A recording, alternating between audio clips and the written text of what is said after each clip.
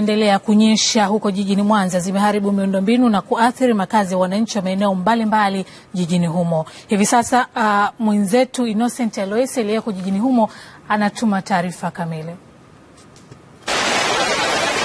Takriban juma moja jiji la Mwanza limekuwa likipata mvua za mara kwa mara, huku mvua kubwa zaidi ni ile yenye kipimo cha mililita 82.9 iliyorekodiwa Novemba 2 na kusababisha vifo vya watu 4, huku uharibifu wa miundombinu ya barabara na mitaro ikisababisha maji kuhama na kuharibu makazi ya watu, hasa wanaoishi maeneo ya Kilimahewa, kata Nyamanoro, wilayani Ilemela. Tumepata athari nyingi sana, maji yanaingia hadi ndani. Yaani hatupati pa kupita, nyumba zinabomoka, ni shida kwa kweli. Na kuna nyumba kama 15. Yaani vitu vya ndani, vyakula, kila kitu hakuna, vimeharibika. Wanaharibu mtaro, maji yanapita hadi huko ndani. Kufuatia hali hiyo, rai inatolewa kwa mkurugenzi wa manispaa Ilemela kupanua mitaro ya maji sanjari na kujenga daraja kwenye mto Msuka unaotenganisha mtaa wa Nyamanoro B na Nyamanoro C baada ya kivuko kilichojengwa kuziba kwa tope na takataka. Mto huu umekuwa mfinyo.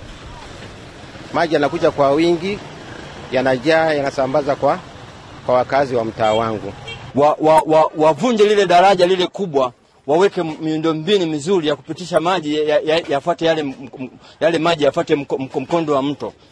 Sasa hivi huo mkondo umehamia kwenye barabara. Katika kuhakikisha wakazi wa maeneo haya wanaishi kwa amani katika kipindi hiki cha mvua, manispaa Ilemela inaanzisha operation maalum ya kuvunja vivuko vya watembea kwa miguu vilivyojengwa kiholela sanjari na kuzibwa mifereji iliyoziba. Na wale wote ambao wamejenga bila vibali, tunawaomba wao wenyewe kabla hajafika wabomoe kwa gharama zao wenyewe. Tatizo hili ni kubwa kama tunavyoliona, na baadhi ya watu wamekuwa wakiathirika kabisa. Sio chini ya shilingi milioni 350 zitatumika kwenda kutekeleza baadhi ya maeneo, ikiwemo hiyo Pasiasi Lumala, Unabwiru.